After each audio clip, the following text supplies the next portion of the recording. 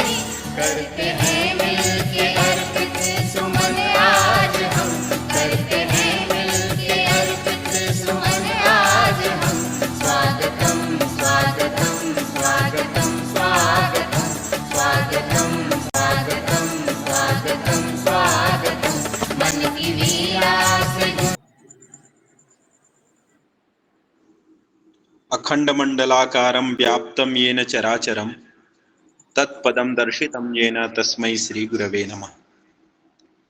अस्माकं छत्तीसगढ़ संस्कृत शिक्षा सेवा संस्थाने भवतां सर्वेषाम् अस्माकं पञ्चदश दिवसात्मक संस्कृत महोत्सवे सुस्वागतम् अभिनन्दनम्। भवन्तः सर्वे जानन्त्येव अस्माकं संस्थाने अधुना संस्कृत महोत्सवः प्रचलति। अस्मिन् महोत्सवे विविध कार्यक्रमाः भवन्ति। तेषु कार्यक्रमेषु अयं कार्यक्रमः इदं व्याख्यानं सच व्याख्यानं तच्च व्याख्यानं विशिष्टव्याख्यानमिति अस्यां व्याख्यानमालायाम् अत्र समवेताः वयम् अत्र अस्माकं मुख्यवक्तारः विराजन्ते परमश्रद्धेयाः संस्कृतसेवकाः। भारतीयसंस्कृतौ येषां महती उपस्थितिः वर्तते विराजमानाः सन्ति श्री जुड़ावन सिंह ठाकुर महाभागाः। एते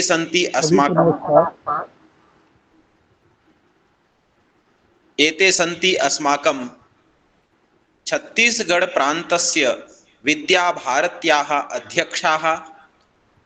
सरस्वती शिक्षा संस्थानं रायपुरतः एते समागताः। अधुना आमुखपटले अस्माकं विराजमानाः सन्ति सिंहमहाभागाः। अहम् अत्र अस्मिन् कार्यक्रमे अथ च संस्कृत शिक्षा सेवा संस्थाने इतोपि अस्माकं सर्वेषां कार्यकर्तॄणां पक्षतः भवतां सुस्वागतम् अभिनन्दनं व्याहरामः।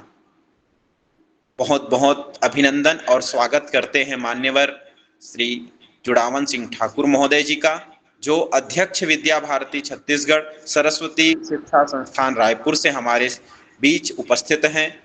हम लोगों का सौभाग्य है ऐसे विद्वानों को सुनने का अवसर प्राप्त होता है। हम इस संस्कृत महोत्सव में विविध कार्यक्रम लगातार करते आ रहे हैं। श्रावण शुक्ल प्रतिपदा से श्रावण शुक्ल पूर्णिमा यावत यह 5-10 दिवसात्मक संस्कृत महोत्सव का आज यह 10वां दिन है। हम निरंतर कार्यक्रम की ओर आगे बढ़ रहे हैं और श्रावण शुक्ल पूर्णिमा को यह संस्कृत महोत्सव अपनी संपूर्ति सत्र को मनाएगा। अस्मिन् कार्यक्रमे इतोपि अस्माकं प्रतिदिनम् आगच्छन्ति मातृकल्पा डॉक्टर पूर्णिमा केलकर महोदया विराजन्ते। अहं तासां चरणकमलेषु स्वकीयं प्रणमाञ्जलिं विनिवेद्य स्वागतम् अभिनन्दनं व्याहरामि।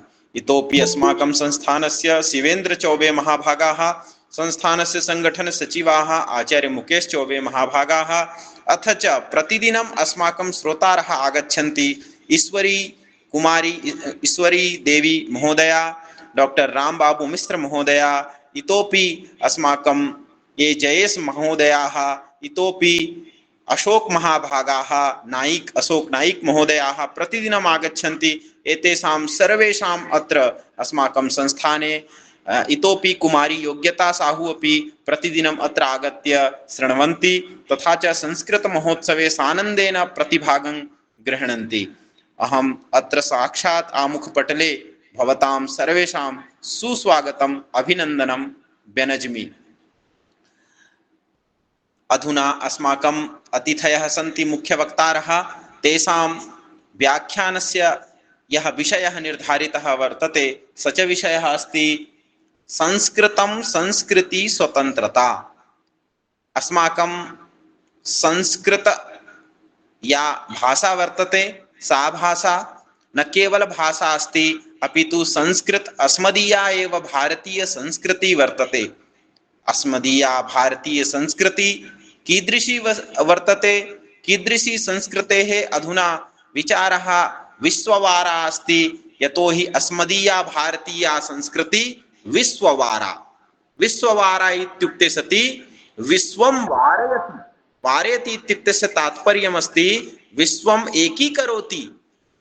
एतादृशी विचारशीला या संस्कृति वर्तते अस्मदीया भारतीय सनातन संस्कृति। सा संस्कृति कीदृशी अस्ति तत्सर्वं मुख्य वक्तारः वक्ष्यन्ति। इतोपि स्वतन्त्रता, अद्य स्वतन्त्रता दिवसस्य अवसरः वर्तते, तस्मात् स्वतन्त्रता अस्माकं कीदृशी वर्तते स च अयं कार्यक्रमः अथ च तच्च स्वातन्त्र्यं कथं तत्सर्वम् आचार्याः वक्ष्यन्ति। अतएव अहम् अविलम्बेन साक्षात् श्री जुडावन सिंह ठाकुर महोदयं प्रार्थयामि, भवन्तः अत्र आगत्य आमुखपटले अस्मान् सर्वान् संबोधयन्तु इति आचार्याः सिंह महाभागाः। आपसे निवेदन करते हैं कि आप हम सबको संबोधित करें, संस्कृति और स्वतंत्रता के इस पावन विषय को लेकर के। आज का दिन भी उत्तम और आपका आगमन भी उत्तम है, इसलिए हम आपसे पुनः पुनः स्वागत और अभिनंदन करते हुए संबोधन करने के लिए प्रार्थना करते हैं। मान्यवर। धन्यवाद। इस विशिष्ट व्याख्यान में जुड़े हुए सभी बंधु भगिनी, छत्तीसगढ़ शिक्षा सेवा संस्थान के समस्त अधिकारी, कार्यकर्ता बंधु भगिनी एवं अन्य सभी इस कार्यक्रम में ऑनलाइन जुड़े हुए सभी को नमस्कार। जैसा कि अभी आपने बताया कि आज स्वतंत्रता दिवस के उपलक्ष्य में और अपना जो 15 दिवसीय कार्यक्रम है, इस निमित्त भी, मुख्य निमित्त तो वही है, परंतु आज स्वतंत्रता दिवस भी है, तो सबसे पहले सभी को स्वतंत्रता दिवस की बहुत बहुत बधाई, हार्दिक शुभकामनाएं। संस्कृत भाषा सभी भाषाओं की जननी है, विश्ववारा है, और संस्कृत सिर्फ एक भाषा ही नहीं, तो हमारे संस्कृति को जिसके माध्यम से भारत विश्वगुरु कहलाया, उसमें जो मुख्य भूमिका है वह संस्कृत का ही है। जैसा कि कहा जाता है, किसी भी देश को जानना है तो 3 बातें प्रमुखता से बताई गई है। वो है उस देश की संस्कृति, उस देश का साहित्य और उस देश का संगीत। ये 3 बातें जो है वो उस देश को समझने के लिए पर्याप्त होता है। अपने संस्कृति को अक्षुण्ण बनाए रखने के लिए जिस प्रकार से संस्कृत भाषा को देववाणी, वेदवाणी आदि के रूपों में हम जानते हैं, समझते आए हैं, इस आधार पर विश्व में अपनी संस्कृति को जिस प्रकार से प्रचारित किया गया, जिसके बारे में स्वामी विवेकानंद कहते हैं कि मनुष्य का जन्म 2 बार होता है, पहला प्रकृति में और दूसरा संस्कृति में। संस्कृति में हमारा जन्म जब तक नहीं होता, अर्थात हमारा यह मानव जीवन अधूरा रहता है, दूसरा जन्म हो ही नहीं पाता। इसलिए उन्होंने कहा पहला जन्म जो प्रकृति में है और दूसरा जन्म संस्कृति में, तब यह मनुष्य जीवन जिसमें 2 बार जन्म हुआ, जिसको द्विज भी कहा जाता है, इसी आधार पर जब तक संस्कृति में जन्म नहीं हुआ तो द्विज नहीं कहलाता। महोदय वीडियो ऑन कर लीजिएगा। अपने इस संस्कृति को वीडियो ऑन कर दीजिए। अपने इस संस्कृति को बनाए रखने के लिए हमारे महापुरुषों ने, हमारे मार्गदर्शकों ने और समय समय पर इस प्रकार के अनेक कार्यक्रमों के माध्यम से अपने संस्कृति का प्रसार हम सब करते हैं। संस्कृत भाषा के बारे में एक बार मैं पूज्य शंकराचार्य जी के आश्रम में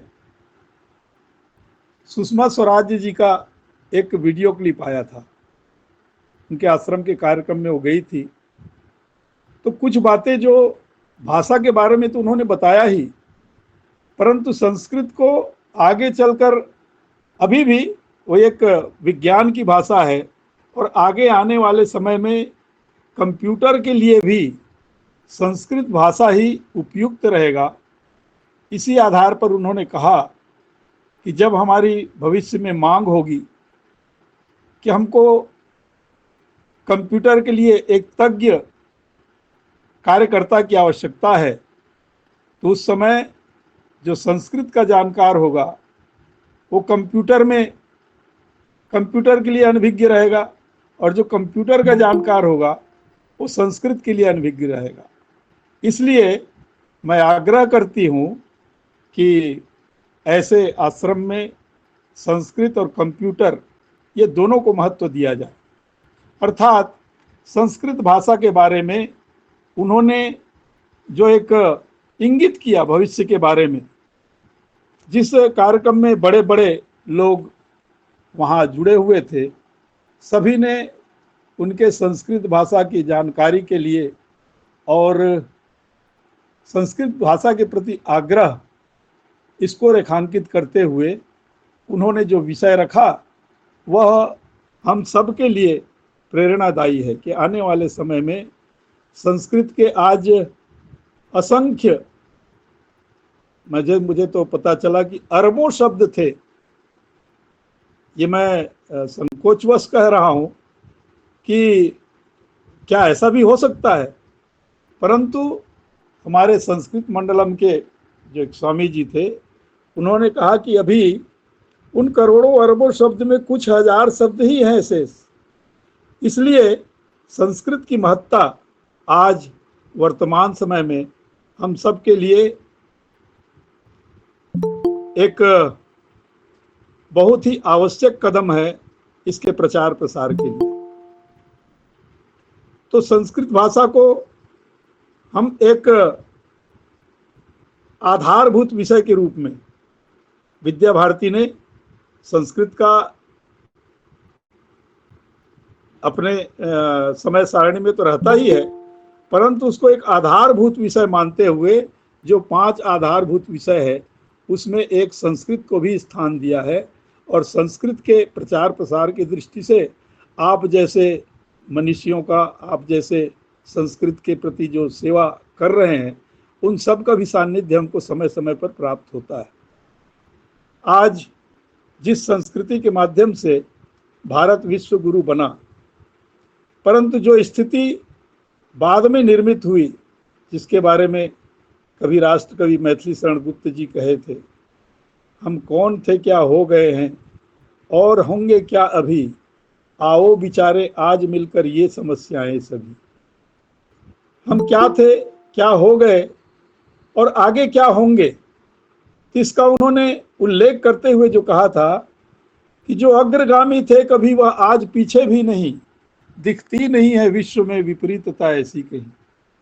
भारत का चित्र उन्होंने जो रेखांकित किया था, भारत कभी विश्व गुरु कहलाने वाला भारत, विश्व में सबसे आगे चलने वाला भारत आज पीछे भी दिखाई नहीं पड़ता। ये उस काल की बात है जब लगभग आज से 90 वर्ष से तो अधिक ही हो गए होंगे, लगभग 100 वर्ष के आसपास उन्होंने जो भारत भारती की रचना की थी उसमें उन्होंने ऐसा चित्र व्यक्त किया था।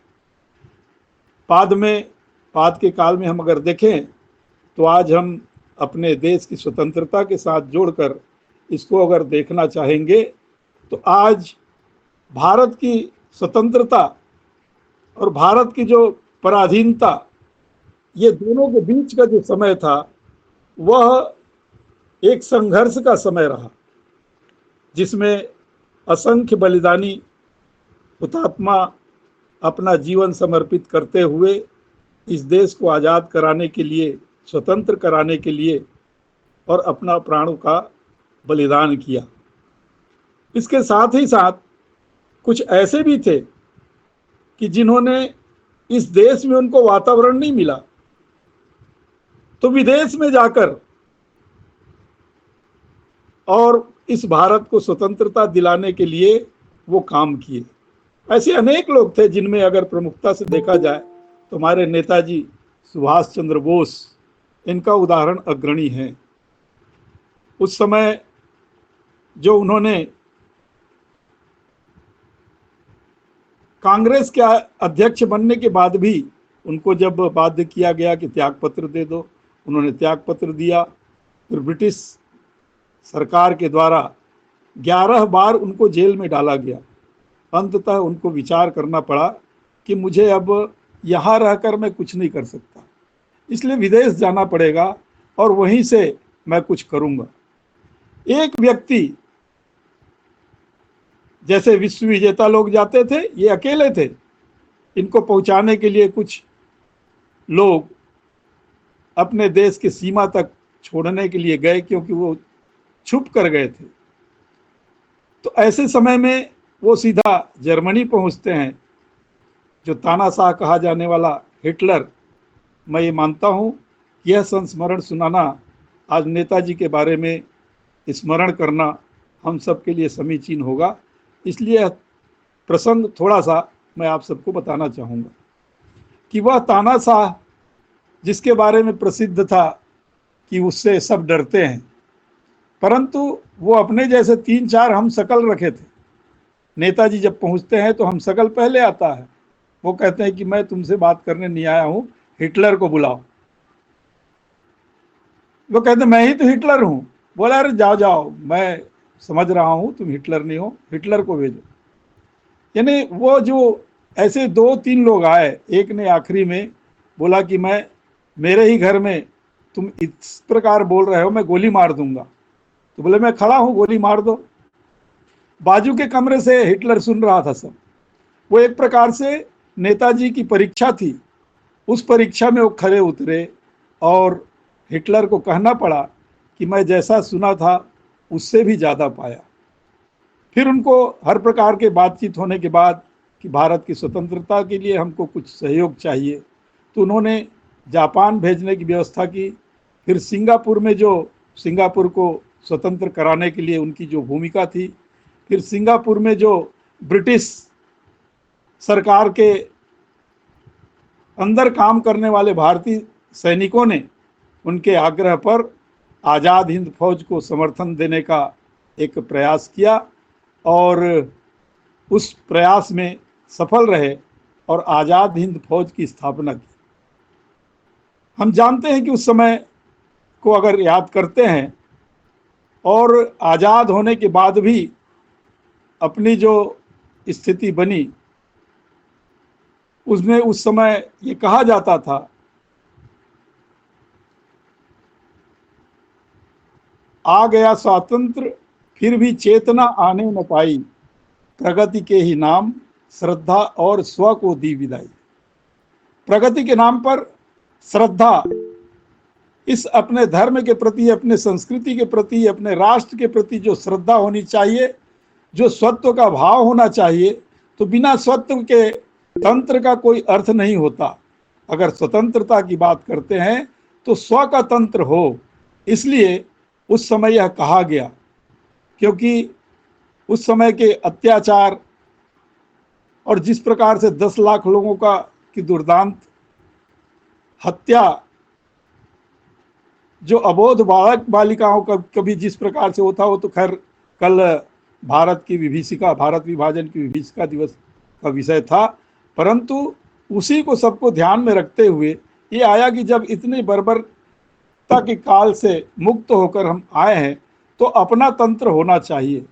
परंतु अब से कुछ वर्ष पूर्व तक ही हम देखते हैं कि अपना स्व का तंत्र किस प्रकार से था कि हमारे ही अपने भारत के लोगों को विश्व में जिस प्रकार से स्थान मिलना चाहिए नहीं मिला।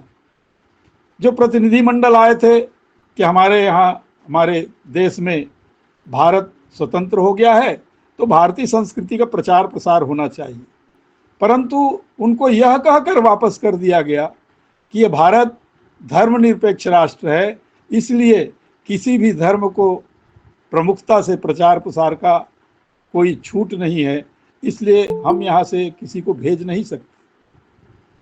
ऐसा नेतृत्व जो इस देश को, जबकि उस समय द्विराष्ट्रवाद के सिद्धांत पर भारत का विभाजन हुआ था, देश स्वतंत्र हो गया, परंतु हमारा तंत्र कैसा था तो उसके बारे में कहते हैं कि आ गया स्वातंत्र फिर भी चेतना आने न पाई।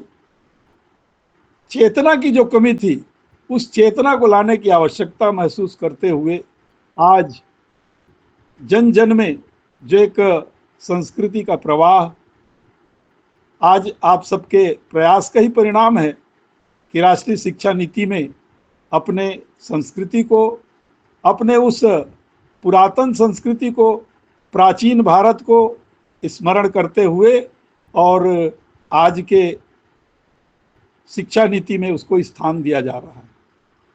आने वाला समय स्वतंत्रता के भाव को अवश्य पूरा करेगा, ऐसा अभी हम मान सकते हैं।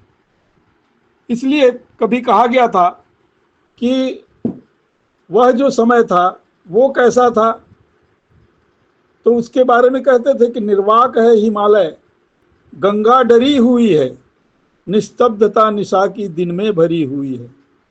वह काल दूर हुआ, हम स्वतंत्र हुए और उस स्वतंत्रता में जो असंख्य अपने बलिदानी, अपने हुतात्मा, अनेक क्रांतिकारी जो हंसते हंसते इस देश के लिए अपना सर्वस्व न्यौछावर किया, उसके साथ ही साथ असंख्य ऐसे लोग भी जो सामान्य जन भी देश के लिए सत्याग्रही बने, अपना उन्होंने घर द्वार त्याग कर देश के लिए अपना सर्वस्व न्यौछावर किया। मैं अभी अभी एक संस्मरण पढ़ रहा था कि जिसमें सरदार भगत सिंह को बचपन से जो दिशा देने वाले उनके चाचा अजीत सिंह का मैं वो पढ़ रहा था जीवनी, उसमें ये बताया गया है कि वो जब नेताजी सुभाष चंद्र बोस जैसे ही वो भी विदेश में चले गए, 4-5 देश का प्रवास करते हुए, ऑस्ट्रिया, जर्मनी, जापान और फिर अंत में इटली होते हुए, वो जब सुने कि अब भारत स्वतंत्र हो गया तो अपने देश में आते हैं।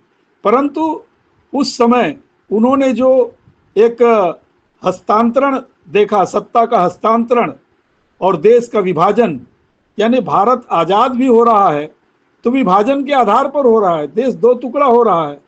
और उसको देखते हुए उसने कहा अपने माता पिता को प्रणाम करते हुए कि मैं जो चाहता था आज पूरा हो गया, अब मैं जा रहा हूँ। बोले तो बोले बेटा कि तुम 35-36 साल 38 साल विदेश में ही रहे, फिर गए, फिर आए, फिर गए, अब काहे के लिए जा रहे हो। परंतु उनकी पत्नी उसके पीछे पीछे जाती है तो वो एक कमरे में सोफा में बैठे हैं, खड़े होकर बोलते हैं कि मैं देश के नाम से जो बाहर रहा, तुम्हारे तरफ कोई ध्यान नहीं दे पाया और इसलिए मुझे क्षमा करना। उनके पैर छूने के लिए जाते हैं, पत्नी के पैर छूने के लिए जाते हैं, पत्नी पीछे हट जाती, कैसे कर रहे हैं आप। बाद में अपना दीर्घ श्वास लेकर श्वास रोक लेते हैं और जिस समय हमारा देश खुशियों से झूम रहा था, मिठाइयाँ बांटी जा रही थी, ऐसे समय में सरदार अजीत सिंह अपने श्वास रोककर परलोक गमन हो जाते। उनको वह विभाजन स्वीकार नहीं था। इसलिए आज विचार करने का भी विषय है कि हमारी स्वतंत्रता आज जो कुछ भी है वह भी आज हम पड़ोसी देश में देख रहे हैं कि जिस प्रकार के कृत्य हो रहे हैं, अपने हिंदू बंधु बांधवों को जिस प्रकार से प्रताड़ित किया जा रहा है, इन सब बातों को ध्यान में रखते हुए अपनी यह स्वतंत्रता, जब तक स्वत्व का बोध जन जन में जागृत नहीं होगा, स्व के बोध में, स्व के तंत्र में 4 प्रकार का बोध आवश्यक माना गया है। पहला है अपने राष्ट्रभाव का जागरण, राष्ट्रभाव का बोध, स्व का बोध, संस्कृति का बोध और अध्यात्म का बोध। ये 4 प्रकार के बोध जब हम जन जन में व्याप्त होंगे, तब फिर सही मायने में अपने स्वतंत्रता का यह जो अवसर है वो हम सब के जीवन में एक सही भाव लेकर आएगा। किसी कवि ने लिखा, किसने खींची वह लकीरें, किससे लहू की नदियां बहाई, किसने लहू की नदियां बहाई, कब तक था जो आंगन हमारा, किसने वहां सरहद बनाई। कल तक था जो आंगन हमारा, वहां सरहद कैसे बना। तो कभी कभी हम भारत माता के चित्र के नीचे में देखते हैं, हिमालयम समारभ्य यावद इंदु सरोवरम तम देव निर्मितम देशम हिंदुस्थानम प्रचक्षते। ये देवताओं के द्वारा निर्मित देश जो माना गया है, वह अपने संस्कृत और संस्कृति का ही प्रभाव है कि जिसके कारण से इस प्रकार के भाव, भारत को माता की उपाधि, भारत को माता की महिमा, ये इसके पीछे का भाव जो है। तो बाकी लोग बोलते हैं कि जब ये देव निर्मित देश है तो बाकी देश क्या है। तो बाकी देश के लिए सीमा रेखा खींची गई। यह भारत भूमि जिसके 3 तरफ समुद्र है और ऊपर में हमारा गिरिराज हिमालय है, ये प्रकृति के द्वारा खींची गई रेखा है, इसलिए तम देव निर्मितम देशम। यह हमारी संस्कृति, हमारी सभ्यता और भारत को विश्व गुरु के स्थान पर जो हम सतत प्रेरणा लेते रहते हैं, तेरा वैभव अमर रहे माँ, हम दिन 4 रहे न रहे, यह भाव लेकर और इस स्वतंत्रता को अक्षुण्ण बनाए रखने के लिए संकल्प करने का दिवस है। हम सब अपने उन हुतात्माओं को भी स्मरण करने का दिवस है। हम सभी उसको स्मरण करते हुए अपने इस स्वतंत्रता को बनाए रखने के लिए स्वत्व के बोध का जागरण करते हुए हम सब अपने इस जीवन को सार्थक बनाएंगे। तब स्वामी विवेकानंद जी ने जो कहा था कि मनुष्य का जन्म 2 बार होता है, तो हम अपने जीवन को सार्थक करेंगे और पुनः स्वतंत्रता दिवस की हार्दिक शुभकामना व्यक्त करते हुए और आपके यह कार्यक्रम सफल हो, इसके लिए मंगल कामना व्यक्त करते हुए हम सब भी विद्या भारती के द्वारा कल से यानी 16 अगस्त से एक संस्कृत सप्ताह का शुभारंभ करने वाले हैं, जिसमें प्रतिदिन एक कार्यक्रम होंगे। प्रत्येक विद्यालय उस कार्यक्रम को करेगा, ऐसा आह्वान किया गया है जी। तो आगे यह इसका समापन 22 दिसंबर को होगा।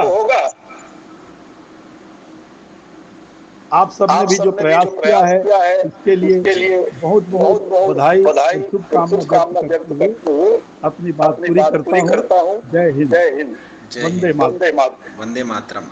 धन्यवाद महोदय, बहुत सारे विषयों को सार गर्भित रूप में आपने प्रस्तुत किया। आपको कोटि कोटि धन्यवाद ज्ञापित करते हैं और नमन भी करते हैं। और आप सबने भी मुझे बुलाया, इसके लिए बहुत बहुत धन्यवाद। जी। और आपको बता दूं कि ये श्रावण शुक्ल प्रतिपदा तिथि दिनांक 5 अगस्त से श्रावण शुक्ल पूर्णिमा अर्थात दिनांक 19 अगस्त तक यह 15 दिवसीय एक पाक्षिक कार्यक्रम संस्कृत महोत्सव का संस्थान के द्वारा प्रतिवर्ष मनाया जाता है और ये 4था साल है, 4था वर्ष पूर्ण हो रहा है और बहुत सकुशल रूप से विद्वानों के द्वारा यहाँ उद्बोधन होता है। इस बार हमने संस्कृत शोभा यात्रा का एक प्रकल्प लिया है, जिसमें कल पूरे प्रदेश के सभी विद्यालयों के द्वारा जहाँ जहाँ तक सबको संज्ञान में हुआ है, सब एक साथ 11 बजे अपने अपने विद्यालयों के द्वारा संस्कृत शोभा यात्रा निकालेंगे और बच्चों को जयतु संस्कृतम, पठतु संस्कृतम, वदतु संस्कृतम, अस्मदीया भाषा, संस्कृत भाषा इत्यादि वाक्यों के द्वारा समाज को संस्कृत महोत्सव के द्वारा प्रेरित करेंगे। तो वह भी एक सभी शिक्षकों को पुनः बताते हुए हर्ष हो रहा है कि हमारे जो शिक्षक यहाँ जुड़े हुए हैं, इनका बहुत बड़ा प्रयास है, बहुत बड़ा योगदान है। पूरे प्रदेश के संस्कृत शिक्षकों का यहाँ निरंतर उपस्थिति हो रही है और हम चाहते हैं महोदय कि जो विद्या भारती है वो भी संस्कृत महोत्सव को तो मना ही रहा है, लेकिन संस्कृत संस्थान से अपने जो ये संस्थान है इससे जुड़े, वहाँ के शिक्षक लोग भी जुड़े ताकि संस्कृत और संस्कृति के विषय में बहुत सारे विषयों पर हम लोग शोध कर रहे हैं, उसका भी लाभ वो ले सकें। तो निश्चित रूप से ये वेबसाइट पर भी है और इसका मुख्यालय बिलासपुर गीतांजलि नगर कश्यप कॉलोनी में उपस्थित है। तो हमारे पूरे प्रदेश में ये संस्कृत संस्थान सभी संस्कृत अनुरागियों के लिए, जन सामान्य के लिए प्रेरित कर रहा है। तो बहुत बहुत धन्यवाद महोदय। जी जी महोदय, जी सब जुड़ेंगे। जी जी।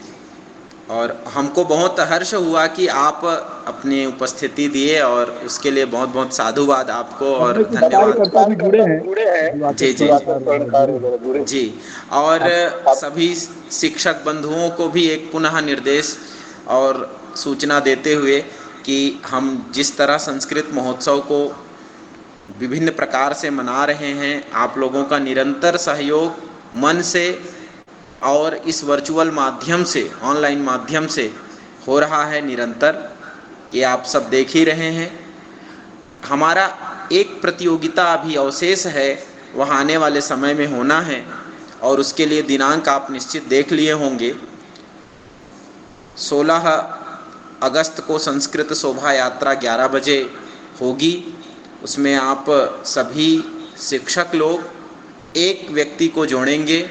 एक रैली से, एक संस्कृत शोभा यात्रा से एक व्यक्ति जुड़ेगा जो यात्रा को फोकस करेगा और वह यात्रा को ही केवल लाइव करेगा, यात्रा को दिखाएगा।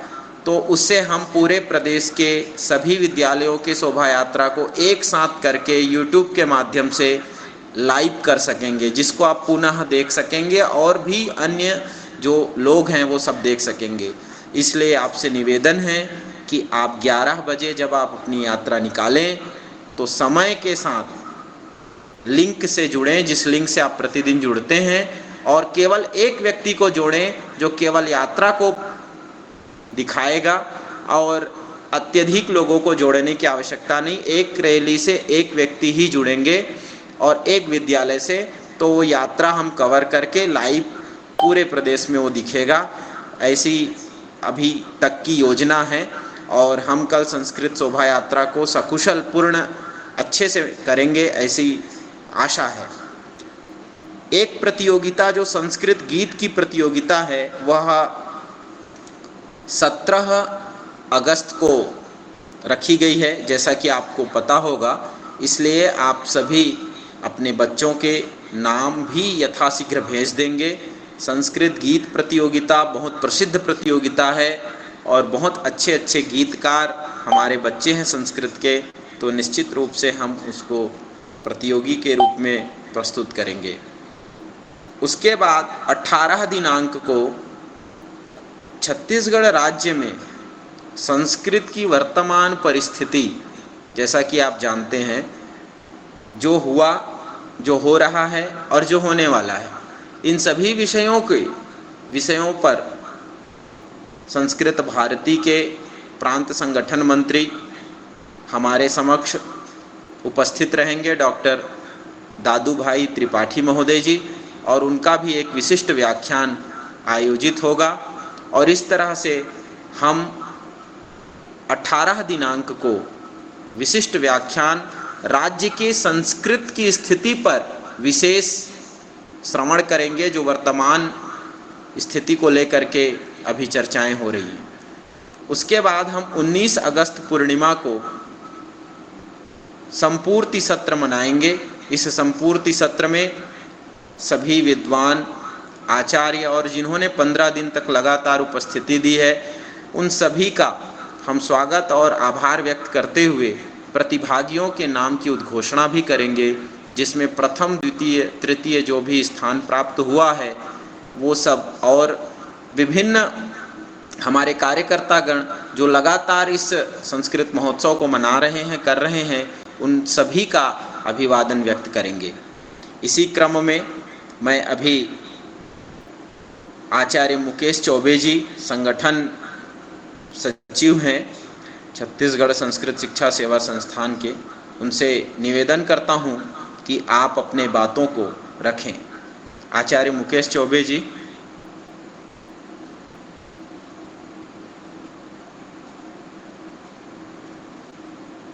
आचार्य मुकेश चौबे जी।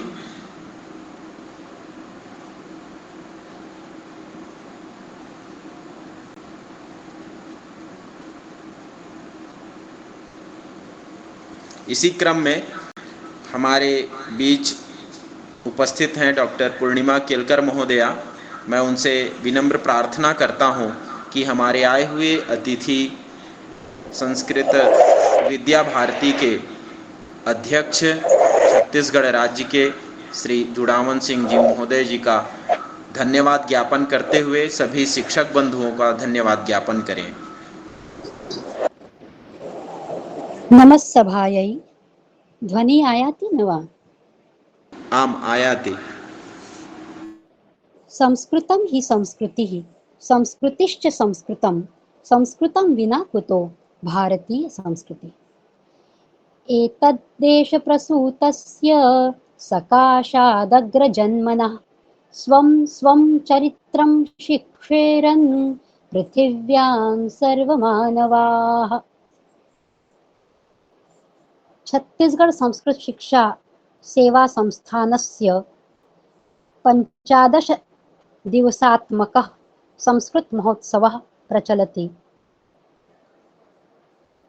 अद्य अस्य महोत्सवस्य 10मः दिवसः अस्ति। प्रथमं तावत् समेषां कृते स्वातन्त्र्यदिनस्य शुभाशंसा। वस्तुतस्तु अद्य यद् व्याख्यानम् अभवत् तत् महत् प्रासंगिकम् अस्ति। आचार्यवरान् श्री ठाकुर महाभागान् प्रणम्य अहं कथयामि यत् अस्माकं संस्कृतिः भारतस्य आधारभूमिः अस्ति। वस्तुतस्तु कस्यापि राष्ट्रस्य संस्कृतिः तस्य राष्ट्रस्य आधारभूमिः। संस्कृतेः दर्शनं साहित्यात् भवति। साहित्यस्य सर्जनं भाषया एव भवति। यत्र व्याकृता भाषा तत्र अति रमणीयं साहित्यम् एव भवति। यदि हम सामान्य भाषा की दृष्टि से कहें, आज का व्याख्यान वस्तुतः अत्यंत प्रासंगिक रहा है और हमारी संस्कृति हमारे साहित्य में बसती है। हमारा साहित्य हमारी भाषा से प्रतिबिंबित होता है। संस्कृत भाषा की हम यदि स्वातंत्र्य के संदर्भ में चर्चा करें, आचार्य महोदय ने एक बहुत सुंदर बात कही कि शस्त्र और शास्त्र। इस संदर्भ में मुझे एक संस्मरण याद आता है। लोकमान्य बाल गंगाधर तिलक जी और उनके बहुत अच्छे मित्र थे गोपाल गणेश आगरकर जी। गोपाल गणेश आगरकर। वस्तुतः आगरकर और तिलक जी एक ही महाविद्यालय डेक्कन महाविद्यालय पुणे के विद्यार्थी रहे हैं। तिलक जी वरिष्ठ थे और आगरकर जी कनिष्ठ थे। तो जब दोनों की सबसे पहले भेंट हुई, प्रथम बार भेंट हुई, तो आगरकर जी का कहना था कि शास्त्र किसी भी देश की रक्षा के लिए आवश्यक है। तिलक जी ने कहा शास्त्र के साथ शस्त्र भी चाहिए। इस तरह से दोनों में शस्त्र और शास्त्र को लेकर विवाद हुआ और तिलक जी ने आगरकर जी की बात मान ली और आगरकर जी ने तिलक जी की। अर्थात दोनों में समन्वयात्मक दृष्टि हुई, समन्वयात्मिका दृष्टि हुई कि शस्त्रेण रक्षते राष्ट्रे शास्त्र चिंता प्रवर्तयेत्। तो शास्त्र का अध्ययन करके ही शस्त्र विद्या का प्रयोग किया जा सकता है। तो ये एक प्रासंगिक दृष्टिकोण था जिसकी चर्चा आचार्य जी ने अभी की। और जब हम संस्कृत साहित्य की बात करते हैं स्वातंत्र्य के संदर्भ में, तो मुझे दो साहित्यकारों की रचनाएं याद आती हैं। सबसे पहले पंडिता क्षमाराव जी, जो कि हमारे संस्कृत साहित्य के लिए अत्यंत महत्वपूर्ण स्तंभ रही हैं, क्योंकि महिला लेखिकाएं उस समय बहुत कम हुआ करती थी। आपने कुछ कथाएं लिखी, आपको साहित्य का ज्ञानपीठ पुरस्कार भी प्राप्त हुआ, और विशेष रूप से आपका एक साहित्य था, एक आपका काव्य था सत्याग्रह गीता। उन्होंने इसके 2 भाग लिखे, पूर्व सत्याग्रह गीता और उत्तर सत्याग्रह गीता। तो जो उत्तर सत्याग्रह गीता थी उसमें कुछ विभाजन का भी उल्लेख था, और पूर्व सत्याग्रह गीता में गांधी जी के परिप्रेक्ष्य में उन्होंने चरखे की बात कही थी, और एक ग्रामीण कन्या, महाराष्ट्र की ग्रामीण कन्या, जो कि जिसके पास एक ही वस्त्र था और उस वस्त्र के एक भाग को वो एक दिन धोया करती थी और उसी का जो दूसरा भाग है उसको वो धारण करती थी। वहां जाकर गांधी जी ने उसे चरखा चलाना सिखाया और वस्त्र निर्माण की कला सिखाई। तो इस तरह से ये एक स्वातंत्र्य का साहित्य था। उसी प्रकार एक साहित्यकार हुए अप्पा शास्त्री राशि वड़ेकर जी। तो अप्पा शास्त्री राशि वड़ेकर जी ने एक काव्य लिखा पंजरबद्ध शुकः। उस समय का जो भाव था कि एक भारतीय व्यक्ति जो कि शुक की तरह पिंजरे में बंद है, उसकी वेदना को इस काव्य में उन्होंने प्रतिबिंबित किया है, पंजरबद्ध शुकः। उसी तरह से उस समय सावरकर जी के विषय में हम सभी परिचित हैं। उन्होंने एक बहुत सुंदर गीत की रचना की थी, जिसका गायन मंगेशकर परिवार के जो हैं सबने किया है। लता दीदी हैं, उषा मंगेशकर जी हैं, हृदयनाथ जी हैं, और उसकी जो पहली पंक्ति थी वो संस्कृत में थी, स्वतंत्रते भगवती तामहम यशोयुतां वंदे, नमोस्तुते जयोस्तुते हे महामंगले शिवात्मके शुभदे। तो इसके बाद ये अगली रचना पूरी मराठी में है। तो ये जो इस तरह का साहित्य रहा है, और इसी साहित्य की श्रृंखला में जब हम बात करते हैं कि जब हम स्वातंत्र्य पूर्व का ये साहित्य हमारा संस्कृत का और स्वातंत्र्योत्तर साहित्य भी संस्कृत में इसी तरह का लिखा गया है, यानी हमारी संस्कृत भाषा स्वातंत्र्य से युक्त साहित्य में अत्यंत सुरक्षित रही है। यदि हम स्वातंत्र्योत्तर साहित्य की चर्चा करें तो हमारे पद्मश्री स्वर्गीय आचार्यवर रमाकांत शुक्ल जी ने भाति में भारतम लिखा, जो कि बहुत प्रसिद्ध हुआ, और उसकी रचना की विश्वबन्धुत्वमुद्घोषयत् पावनं विश्ववन्देश्चरित्रैर्जगत् पावयत् विश्वमेकं कुटुम्बं समालोकयत् भूतले भातिनायकं भारतम। ये संभवतः 12वीं के संस्कृत के पाठ्यक्रम में हमारे समय रखी गई थी। अब मुझे इसकी जानकारी नहीं है अभी है अथवा नहीं है। और इस तरह से आज यदि हम देखते हैं तो स्वातंत्र्य पूर्व का भाव और स्वातंत्र्योत्तर भाव आज भी संस्कृत साहित्य में कहीं ना कहीं सुरक्षित रहा है, और हमारी मूर्तियां, हमारे सुभाषित हमें राष्ट्रभक्ति की ओर जागरूक करते हैं। वयम राष्ट्रीय संगमनी वसुना, वाक सूक्त का जो ये मंत्र है, वस्तुतः राष्ट्र का निर्माण व्यक्ति और व्यक्ति की भावनाओं से ही किया जाता है। और हमारी संस्कृत भाषा, जैसे कि आचार्यवर ने कंप्यूटर के संदर्भ में उल्लेख किया, तो कंप्यूटर के लिए तो हमारी संस्कृत भाषा अत्यंत अनुकूल रही है, जिसका प्रमाण माहेश्वर सूत्रों की वैज्ञानिकता है। और चूंकि कंप्यूटर की अगर चर्चा करें तो भाषा प्रयोगशाला में उच्चारण से संबंधित अनेक सॉफ्टवेयर्स आ चुके हैं। और कल ही एक चर्चा हो रही थी कि जैसे हमको अकारांत शब्द लिखने तो जो उच्चारण किए जाते हैं, राम, तो राम में जब हम म कहते हैं तो वो जो म है उसका विस्तृत उच्चारण नहीं हो पाता।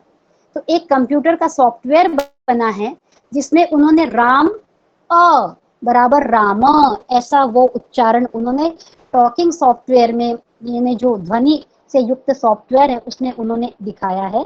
तो इस तरह से हमारी संस्कृत भाषा की जो परंपरा है वो संस्कृति को, साहित्य को, हमारे देश के जो वीर सपूत हैं उनको हमेशा से समर्पित रही है।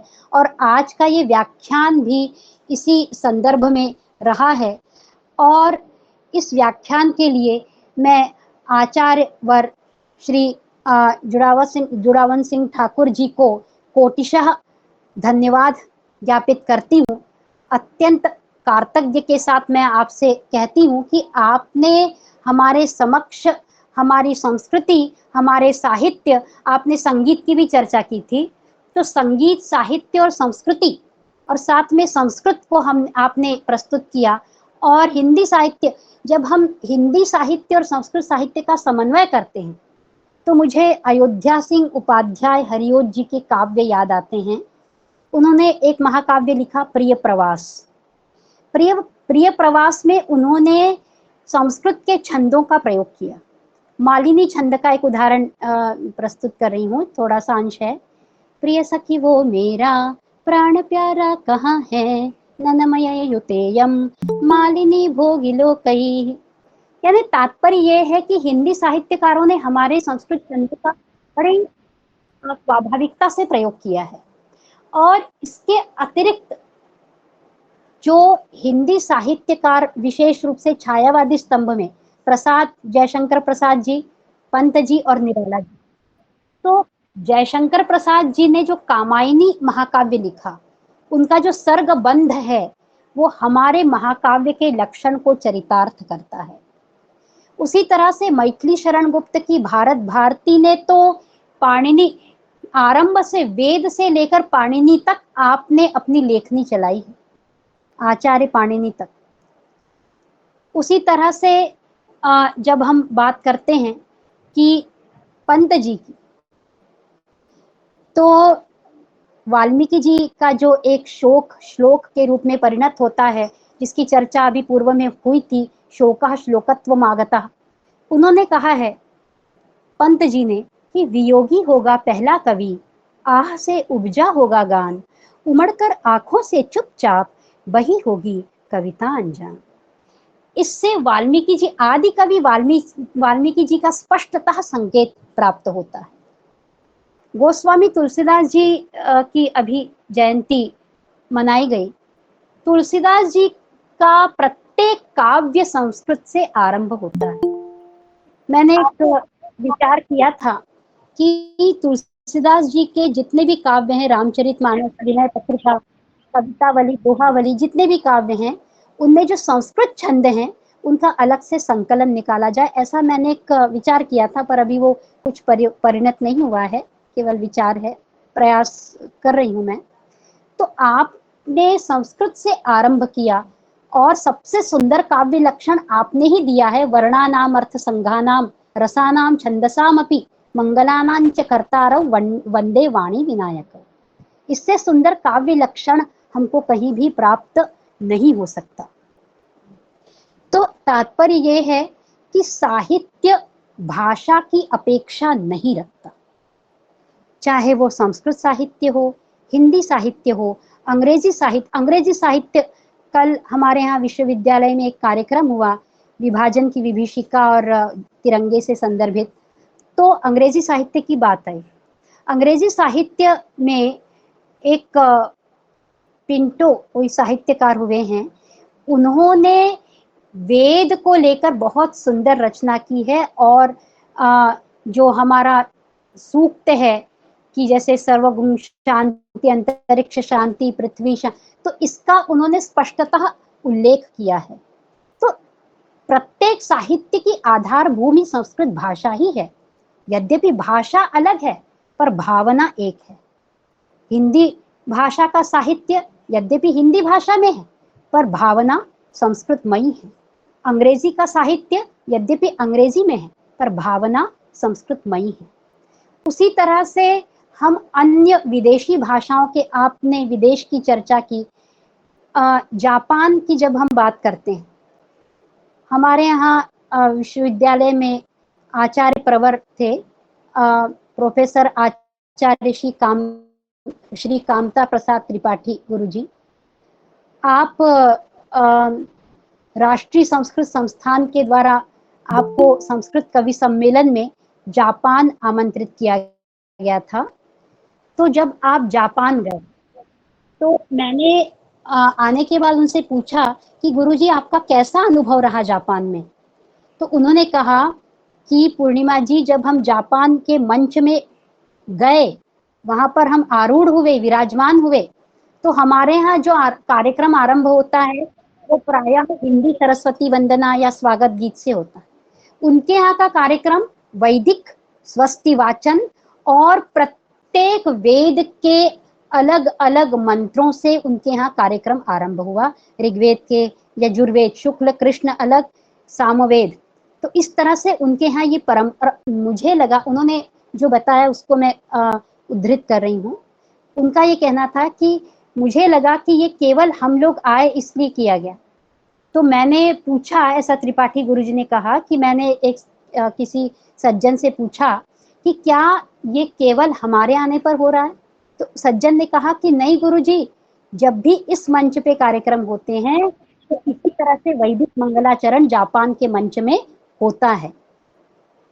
ये जापान में टोक्यो के पास एक जगह है, वहां पर आपका जाना हुआ था, मैं उस शहर का नाम भूल रही हूँ। तो तात्पर्य, कहने का तात्पर्य ये है कि संस्कृत भाषा की भावना मुख्य रूप से महत्वपूर्ण है और इस भावना का हमको आदर करना चाहिए। और यदि हमने इस भावना का आदर किया तो हमारे स्वातंत्र्य का सही अर्थ होगा, हमारी स्वतंत्रता सुरक्षित रहेगी।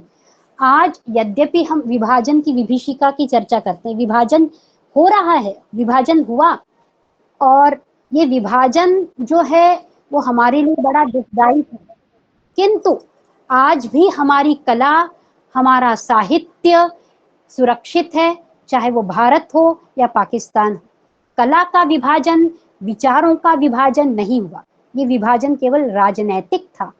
आज भी हमारे कलाकार वहां जाते हैं, आज भी हमारे कलाकार, बिस्मिल्लाह खान जो कि बनारस में हैं, वो मंगलागौरी के मंदिर में रहा करते थे और वो हमेशा शिवजी की उपासना किया करते थे। नूरजहां जो कि यहाँ की गायिका रही, जब वो पाकिस्तान में गई, वो कहती हैं कि लता दीदी तो मेरी पहचान है, मैं उनको नहीं भूल सकती। तो तात्पर्य ये है कि विभाजन राजनीतिक है, आज भी हम समवेत हैं। तो क्योंकि जिस तरह से गीता हमको बताती कि एक साथ हमको रहना है, हमारा सबके साथ योग है, चाहे वो कर्म हो, चाहे वो सांख्य हो, किसी भी तरह का हो, तो योग आज भी हमारा अन्य देशों के साथ है, हमारी संस्कृति सब जगह व्याप्त है।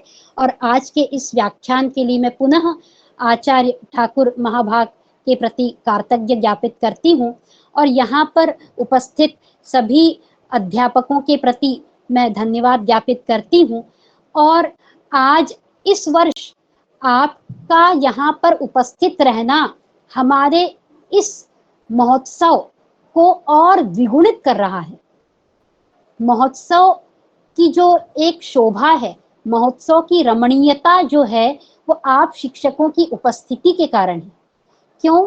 क्योंकि इससे ये प्रतीत होता है कि हमारा पूरा संस्कृत समाज एक साथ परिवार के रूप में उपस्थित हुआ है। तो आप सबके प्रति मैं धन्यवाद ज्ञापित करती हूँ। अभी आचार्य तोयनिधि वैष्णव गुरुजी उपस्थित हुए, आपके प्रति भी मैं कृतज्ञता ज्ञापित करती हूँ। और हमारे निरंतर जुड़े हुए, निरंतर कार्य में रत लीन श्री मनीष शर्मा जी के प्रति भी मैं धन्यवाद ज्ञापित करती हूँ।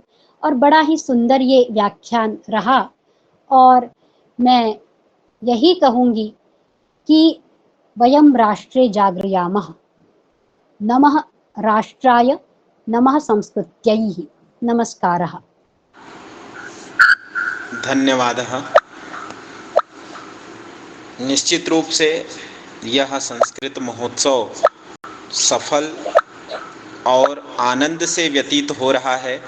आज हम 10वें दिवस को पूर्ण कर रहे हैं, इसकी श्रेय के उपस्थिति का मूल हम सभी संस्कृत शिक्षक परिवार हैं। और हम ये संस्कृत शिक्षक परिवार न केवल संस्कृत के एकमात्र उपस्थिति के लिए हैं, अपितु एक शिक्षक 1000 व्यक्ति के बराबर होता है। अतः यहाँ अगर 30 शिक्षक भी उपस्थित हैं तो मुझे ऐसा लगता है कि हम उसके द्विगुणित 1000 में पहुँच रहे हैं, क्योंकि शिक्षक वही होता है जो समाज का प्रतिनिधित्व करता है।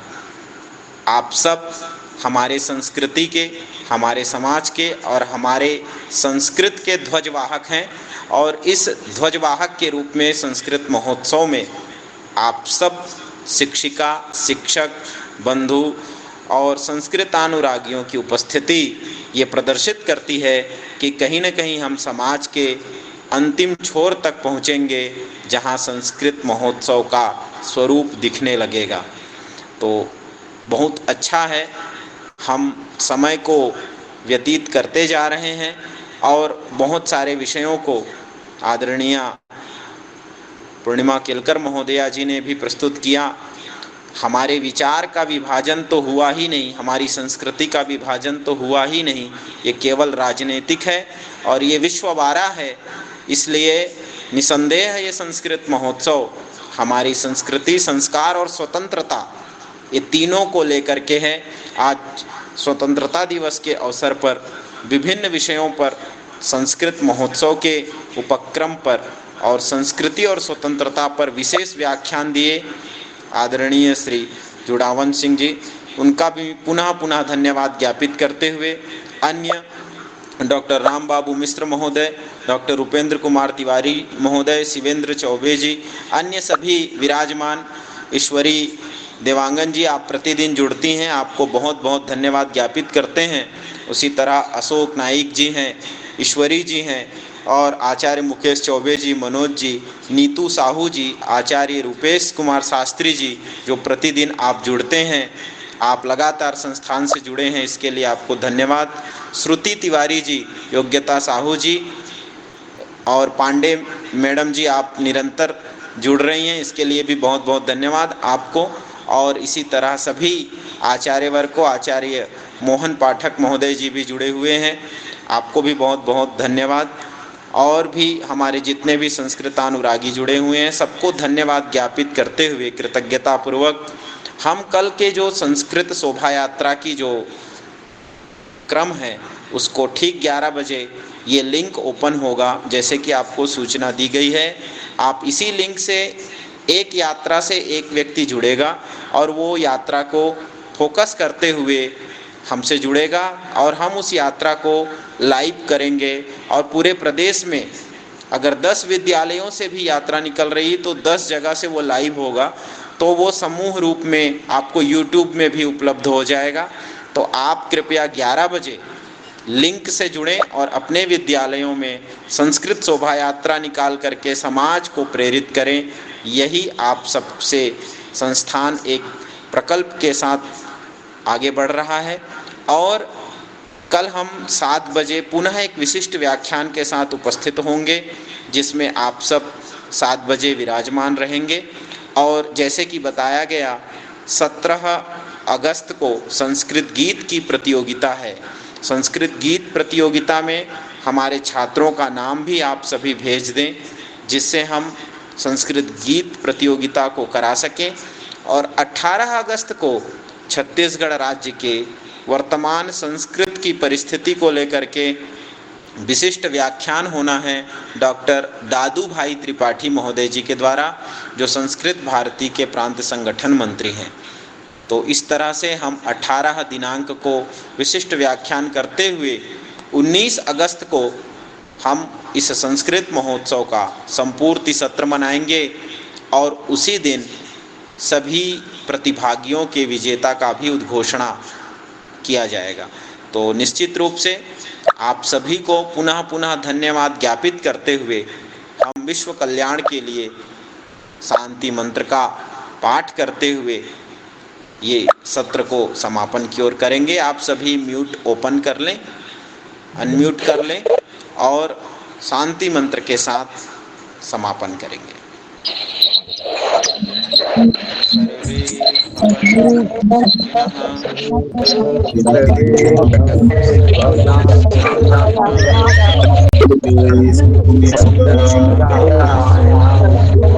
सर्वे